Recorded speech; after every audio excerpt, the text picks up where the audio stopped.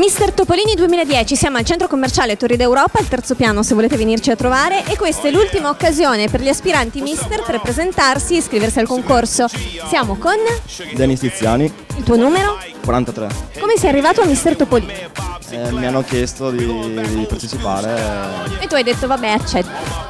Non hai mai fatto niente del genere oppure non so, lavorato? Solo che ho roba di nice. Dopo mi hanno chiesto di partecipare e ho accettato. Hai accettato. Senti, un tuo pregio e un tuo difetto? Il mio pregio è sono ambizioso, un difetto sono testardo e troppo buono tante volte. Troppo generoso. Ambizioso, ma che cosa vorresti fare nella vita? Il calciatore, In che ruolo? difensore, centrale, uguale. E poi si vedrà. Allora, visto che sei calciatore, parliamo di calcio. Pronostico per i mondiali? Spero che vinca l'Olanda, Quanto? ma 2-1. Allora, ce lo ricorderemo, domenica guarderemo la partita e vedremo. Ok, 2-1 per l'Olanda, vedremo. Senti, ma tu giochi? Ho detto Spagna, non so. Tu giochi dove? Racconta.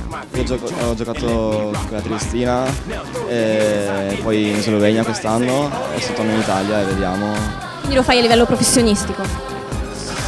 Sì. Ti piacerebbe? No, sì, non si può dire, adesso è presto. Va bene, fidanzato? No. No, oggi ne ho trovati quasi nessuno. Fidanzato, vedremo tra gli altri. Vuoi fare un appello, non so, a una miss, a un'ascoltatrice, a... No, non sono al tempo. Bene, allora in bocca al lupo. Peppi, grazie a tutti, ciao. Ciao. It's on it. I like that. Talk to me.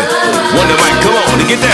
Yes, y'all. It's Run the Mic, and I like to rock the house. I'ma work that body, work that body.